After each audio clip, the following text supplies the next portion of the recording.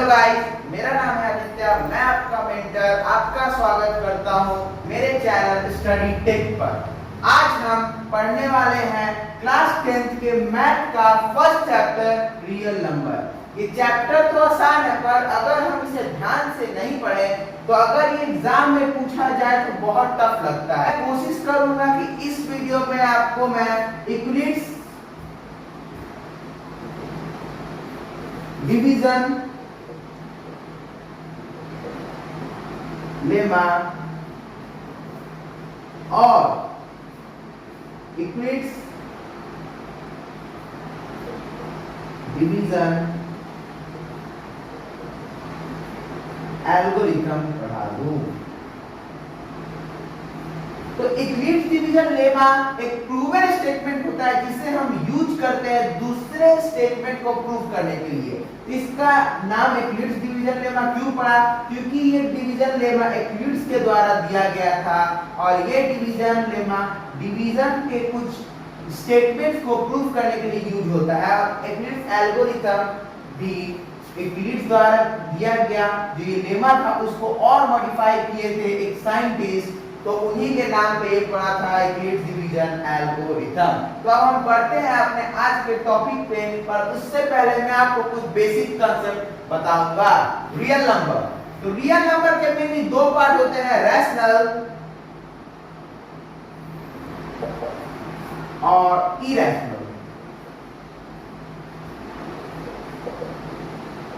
तो रैशनल वो नंबर होता है जिसे हम स्टेट कर सकते हैं p/q के फॉर्म में, and here q is not equal to 0। और एक और इसका हम अगर डिफिनेशन बोले तो ये एक टर्मिनेटिंग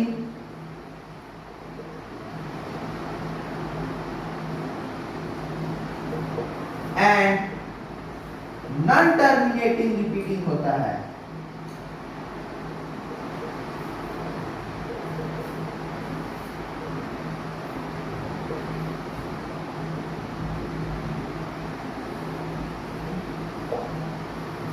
एग्जाम्पल इसका हो गया 2/5, 3/5। अब एक और एग्जाम्पल ले सकते हैं 1.33। ये देखिए नॉन टर्मिनेटिंग है और रिपीटिंग भी है, तो ये रैशनल हुआ। अब हम देखते हैं इरैशनल। तो इरैशनल जो होता है, the number which are not an rational is called an irrational number. तो irrational number non terminating non repeating होता है, नॉन terminating and non-repeating। अगर हम इसका एग्जांपल देखें तो हम बोल सकते हैं √3, √5, 1.14, 114, 1114 एंड सो ऑन। तो ये देख रहे हैं ये रिपीटिंग भी नहीं है और टर्मिनेटिंग भी नहीं है, तो ये होता है इरैशनल और रैशनल। अब हम पढ़ेंगे यूक्लिड्स डिवीजन लेमा और एल्गोरिथम। पर उससे पहले मैं आपको बता दूं, अगर कोई नंबर q जो है अगर वो 2m × 5n के रूप में आ रहा है तो उसे हम रैशनल कहते हैं। और अगर वो q is not equal to 2m × 5n, then it is said to be irrational। Okay, ये समझ में आई आपको? रैशनल इरैशनल ये जानना बहुत जरूरी है। अब हम आगे बढ़ते हैं हमारे यूक्लिड्स डिवीजन लेमा की ओर। तो मैंने आपको क्या कहा, यूक्लिड्स डिवीजन लेमा एक प्रूवन स्टेटमेंट होता है जिसे हम यूज करते हैं किसी स्टेटमेंट को प्रूव करने के लिए। तो यूक्लिड्स डिवीजन लेमा को हम कह सकते हैं, for given integer a and b there exist unique q and r such that, तो हम बोल सकते हैं for given integer a and b there exist unique Q and R such that is equal to BQ plus R, where R is greater or equal than 0 and R is lesser than the percent. तो अब देखिए ये क्या था, तो ये जो lemma था इसको यूक्लिड्स ने कुछ नहीं किया, ये हम बहुत पहले से पढ़ते आ रहे हैं। यूक्लिड्स ने सिर्फ इसे मॉडिफाई कर दिया। तो क्या मॉडिफाई किया, देखिए हम अगर किसी चीज को डिवाइड करते लॉन्ग डिवीजन मेथड, मान लीजिए मैंने लिया 30, 4 से डिवाइड किया तो 3 बार में कट रहा है, तो इसे माइनस करने 1 आ रहा है। तो अगर हम देखें तो इसे हम ऐसे लिख सकते हैं 13 is equal to 4 into 3 plus 1। तो यूक्लिड्स ने क्या बोला, इसको हम क्या बोलते हैं, divisor equal to dividend into quotient plus remainder। तो यूक्लिड्स ने इसी को मॉडिफाई कर दिया और दे दिया a is equal to bq plus r, जहां की r का वैल्यू या तो 0 रहेगा या उससे ज्यादा रहेगा और r जो है वो b से छोटा होगा। तो ये कोई भी इंटीजर के लिए काम करता है, फॉर गिवन एनी इंटीजर।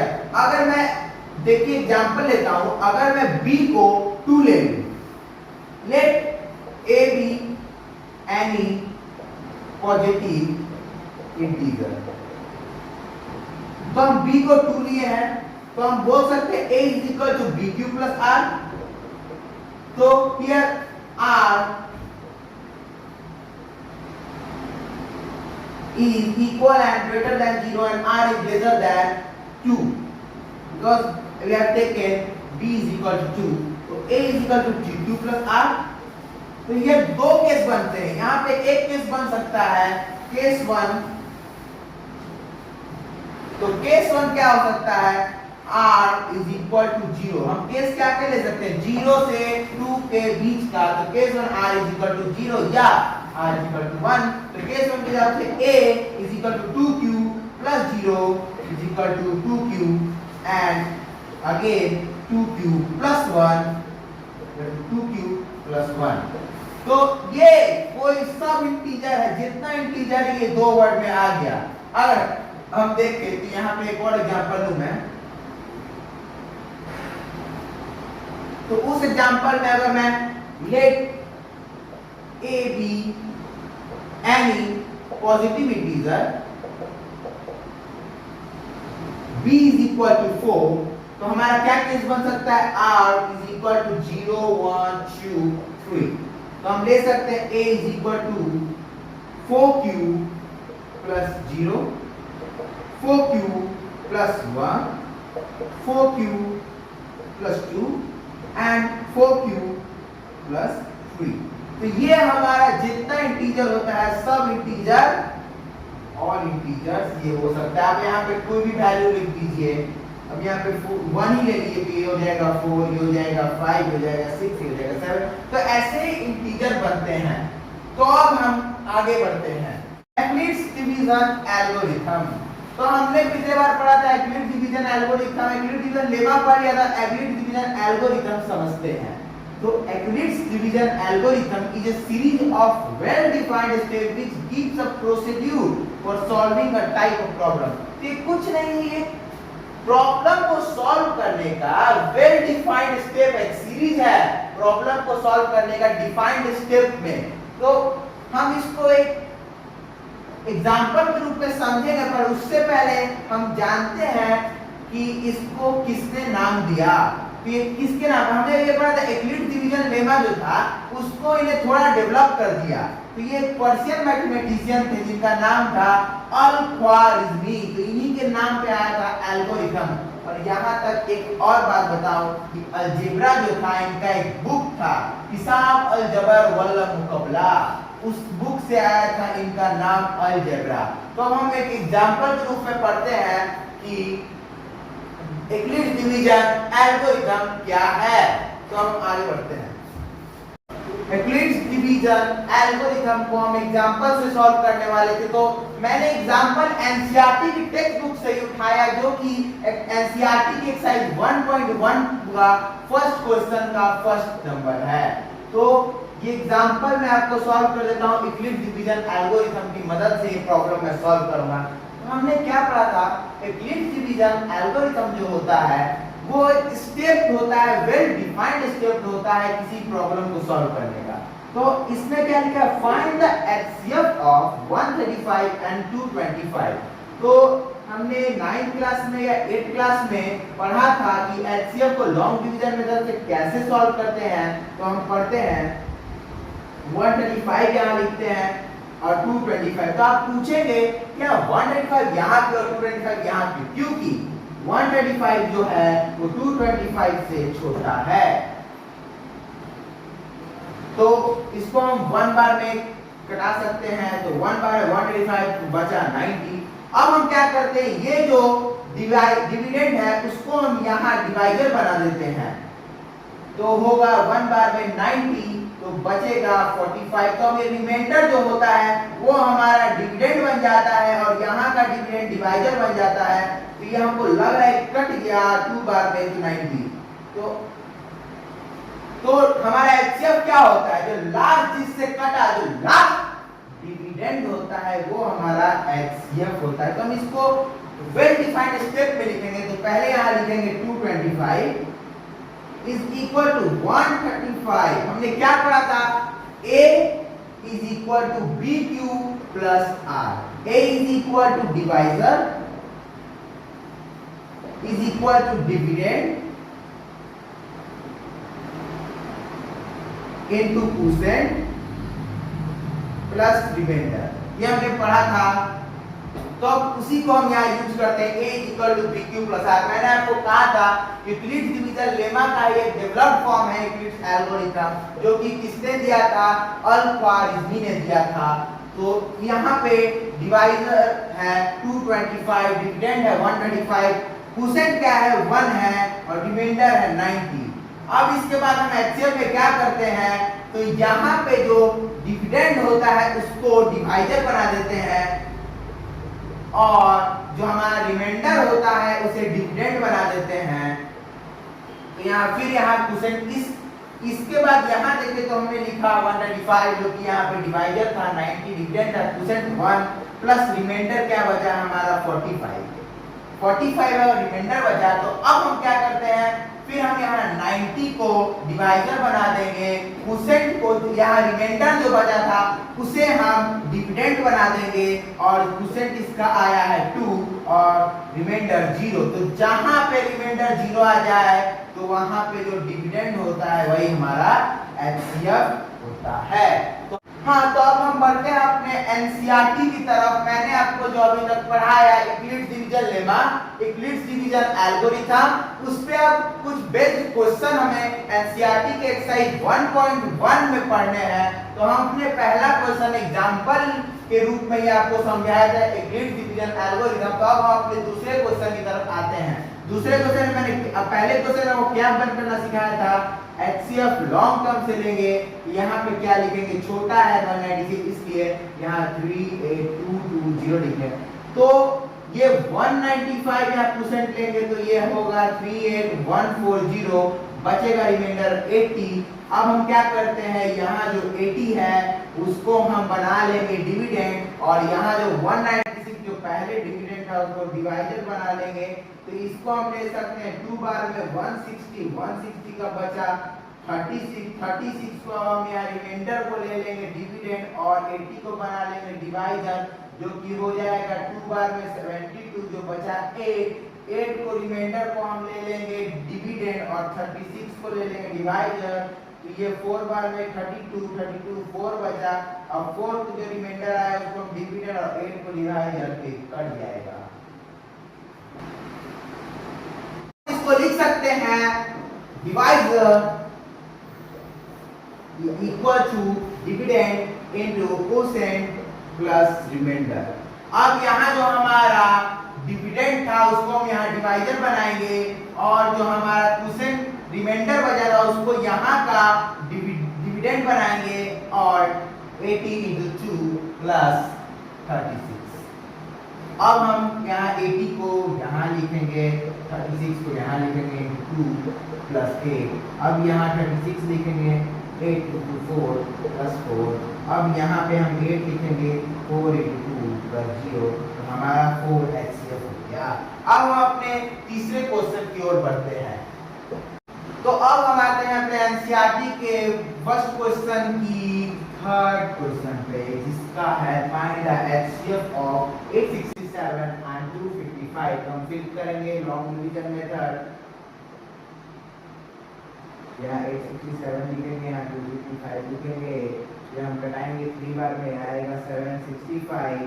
यहाँ 102 से 255 करेंगे तो आएगा 2 बार में करेंगे 204, और यहाँ पे बचेगा 51 से 102 करेंगे तो ये 2 बार में कर जाएगा 102, तो 51 है। अब इसको हम स्टेप्स के रूप में लिखें तो 867 is equal to 255 into 3 plus 102।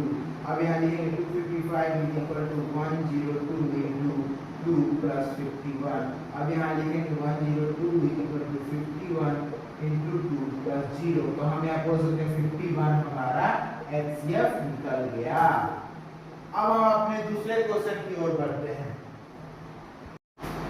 Real number का अब एनसीईआरटी 1.1 का सेकंड नंबर क्वेश्चन हम पढ़ते हैं। तो क्वेश्चन क्या है? So that any positive integer is of the form of 6q plus 1, 6q plus 3 और 6q plus 5 where q is some integer। तो अब हम इस क्वेश्चन को बनाते हैं। तो क्वेश्चन बनाने के लिए हम क्या करते हैं? तो हम करते हैं let a be any odd positive integer। b ये क्वेश्चन में था 6q plus 1, 6q plus 3 and 6q plus 5। तो हम यहाँ पे b6 लेंगे तो हमारा क्या बन रहा है? a is equal to 6q plus यहाँ r ऐसे लिख सकते हैं r। तो केस 5 यहाँ पे 6 केस बनेंगे। केस 1 को मैं लिखूं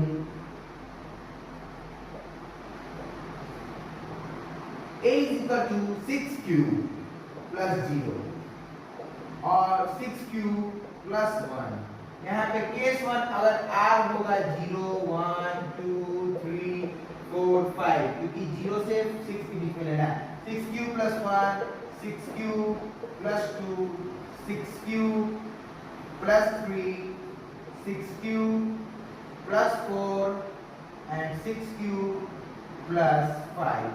तो हम इसको एक बॉक्स में ले लें। तो इसमें हमें क्या करना है? Odd positive integer. तो अगर ये कर रहे तो इसको ऐसे लिख सकते हैं 2 3। तो ये तो पॉजिटिव इवन हो गया। क्यों? क्योंकि 2 से डिविजिबल है। हमने इवन ऑड पढ़ा है। इवन जो होता है 2 से डिविजिबल होता है उसे इवन बोलते हैं, जो 2 से डिविजिबल नहीं होता है उसे ऑड बोलते हैं। तो पर इसको हम नहीं बोल सकते हैं। तो ये ऑड होगा पहला, ये इवन नहीं है, ये ऑड है। ये हम बोल सकते हैं, इसको लिख सकते हैं 2 3q plus 1। तो ये 2 से डिविजिबल है, ये नहीं है, तो ये हो गया हमारा दूसरा। ये हम लिख सकते हैं 2 3q plus 2। तो हमारा ये तीसरा। तो हमारे को मिल गए 6q plus 1, 6q plus 3 और 6q plus 5। तो हमने प्रूफ कर दिया। क्वेश्चन क्या पूछा था? 6q plus 1, 6q plus 3, 6q plus 5। तो हम हमारे दूसरे क्वेश्चन की ओर बढ़ते हैं। तो अब हम आते हैं अपने तीसरे क्वेश्चन की ओर, जो कि है an army contingent of 660 members is to march behind an army band of 32 members in a parade. The two groups are to march in the same number of columns. What is the maximum number of columns should be?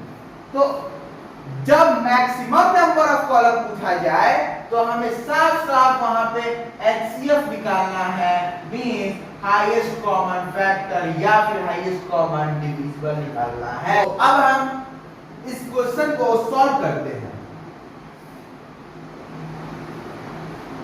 तो करेंगे उसे, पहले हम ये बना लेते हैं। आप भी ऐसा जरूर करिए, ये आसान पड़ता है। डायरेक्ट एल्गोरिथम के रूप से बनाने में थोड़ा हार्ड पड़ेगा। 32 से 90, 608 बचा 8 से 32 4, तो आ गया 32 कट जाएगा। तो हमें क्या मिला? 8 मिला। अब इसको एल्गोरिथम के रूप से लिखे तो 616 32 into 90 plus 8, 32 is equal to 8 into 4 plus 0। तो हमारा HCF हो गया 8। तो maximum number of column is 8 answer. तो अब हम बढ़ते हैं हमारे दूसरे चौथे क्वेश्चन की ओर। तो हमारा चौथा क्वेश्चन है use division lemma, Euclid division lemma to show that the square of any positive integer is either of form 3m and 3m plus 1 for same integer। तो let सॉल्यूशन बना रहे हैं, let a be any positive integer, b is equal to 3। तो हमारा तीन case क्या बन सकता है? Case 1, a is equal to 3q plus 0। क्योंकि हमारा r जो है वो r हो सकता है 0, 1 और 2। केस 2 क्या बनेगा? a is equal to 3q plus 1। और case 3 a is equal to 3q plus 2। तो हम इन तीनों केस को एक साथ लिख कर स्क्वायर करके हम पता करेंगे कि वो इस फॉर्म में आता है कि नहीं। हाँ, तो हमारा क्या क्या केस था? a is equal to 3q plus 1, 3q plus 2। तो 3q a square, 3q square, तो बोल सकते हैं 9q स्क्वायर। तो 9q को हम लिख सकते हैं 3q स्क्वायर, यहाँ लिख सकते हैं इसको 3m। दूसरा आता है a स्क्वायर 3q plus 1 का होल स्क्वायर, लिख सकते हैं 9q square plus 6q plus 1, यहाँ लिख सकते हैं 3 को कॉमन लेंगे 3q square plus 2q plus 1। यहाँ लिख सकते हैं इसको हम m मान रहे हैं 3m प्लस 1। इसको हम यहाँ m मान रहे हैं, इसको यहाँ m मान रहे हैं। तो हम बोल सकते हैं m का वैल्यू यहाँ पे क्या है? 3q square. m इधर दिया हुआ है। और लास्ट आता है aq is equal to 3q plus 2। इसका स्क्वायर अगर करें, स्क्वायर अगर हो तो हो सकता है हमारा 9q square plus 12q plus 4। तो हम इसको और तोड़ेंगे 9q स्क्वायर प्लस 12q। 4 में भी एक 3 छुपा हुआ है, तो हम इसको लिख सकते हैं 3 प्लस 1, हमारा आएगा 3 कॉमन लेंगे 3q square plus 4q plus 1 यहाँ पर। तो हमें इसको m लेंगे तो हो सकता है 3m प्लस 1। तो हमारा तीनों स्क्वायर करने पर आया 3m प्लस 1, 3m प्लस 1। तो हमारे ये क्वेश्चन भी सॉल्व हो गया। और अब हम पढ़ते हैं अपने फर्स्ट पॉइंट 1.1 का लास्ट क्वेश्चन जो है हमारा एनसीईआरटी 1.1 एक्सरसाइज का लास्ट क्वेश्चन है। क्या है तो मैं पढ़ देता हूँ। Use Euclid division lemma to show that the cube of any positive integer is of the form 9m 9m plus 1 9m plus 8। तो 9m plus 8, 9m और 9m हम let a be any positive integer, b is equal to 3, b is equal to 3 and तो हमारा case क्या क्या बन सकता है? r यहाँ पे क्या क्या ले सकते हैं? 0 1 2। हमारा केस बनेगा केस 1। केस 1 होगा a is equal to 3q, a is equal to 3q plus 1। और तीसरा केस बनेगा a is equal to 3q plus 2। तो अब हम आगे बढ़ते हैं। तो हमने 3 केस लिया है, a is equal to 3q। तो इसका क्यू करते हैं, इसका हो जाएगा 9q स्क्वायर 27q। तो इसको हम लिख सकते हैं 9 3q। इसको हम यहाँ लिख सकते हैं, इसको अगर हम m ले लें तो 9m। दूसरा हमारा आता है 3q प्लस 1 का होल क्यूब। आपने 9th में जरूर पढ़ा होगा a प्लस b का होल क्यूब। क्या फॉर्मूला होता है, a cube plus b cube plus 3ab 3ab a plus b। इसको तोड़ें,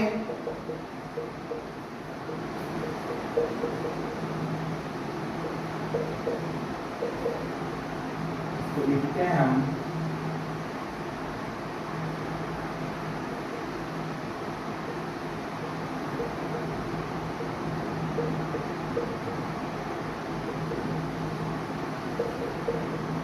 इसको अगर हम यहाँ 9 ले ले कॉमन फैक्टर क्या हो सकता है, 3q cube plus 3q square plus 3 plus q यहाँ होगा।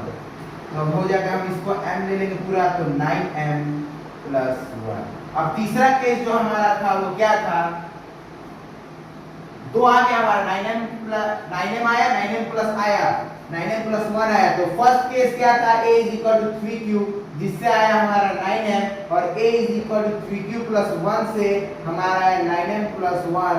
अब देखते हैं हमारा थर्ड केस क्या है, 3q प्लस 2, और उसका होल q करें तो हमारा होगा a cube plus b cube plus 3ab a plus b। इसको अगर तो भी लिखे हम 27q plus 8 plus 54q square plus 36q। यहाँ लिखेंगे हम इसको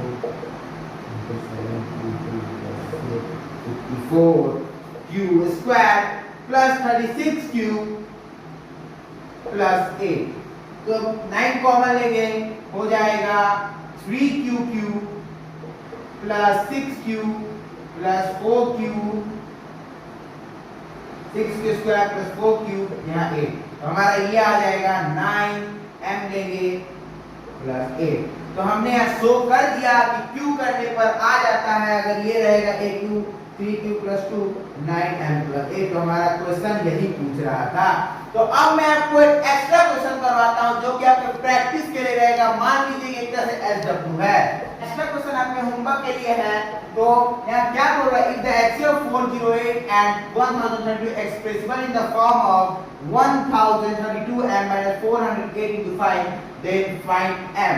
तो हम यहाँ बोल सकते हैं HCF of 408 and 1032 is equal to 1032 m minus 408 into 5। तो हम HCF निकाल लेते हैं। तो HCF इसका होगा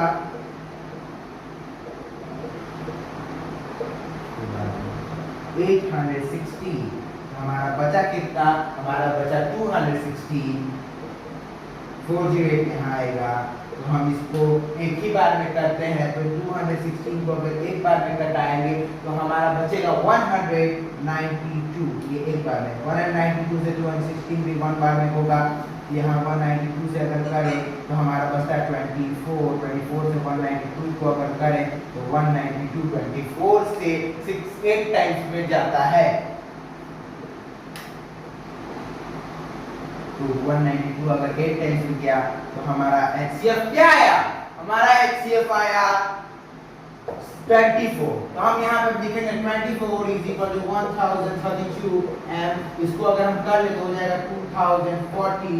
अगर इसको माइनस इधर ले आए तो हो जाएगा 2064 is equal to 1032 m। m is equal to 2064 by 1032 to m is equal to 2। तो इस वीडियो लेक्चर में हमने पढ़ा Euclid's division lemma, Euclid's division algorithm और हमने एनसीईआरटी के एक्सरसाइज 1.1 को भी पूरा अच्छे से सॉल्व किया। पर जाने से पहले मैं आपको एक चीज बताना चाहूंगा कि हम आपके लिए इतना मेहनत कर रहे हैं तो आपको भी हमारे चैनल को सपोर्ट करना पड़ेगा। एक और बात बता दूं कि हमारा दूसरा वीडियो लेक्चर भी तुरंत आएगा। और last but not the least, please like and share this video and subscribe our channel study take and press the bell icon. Thank you. Have a nice day.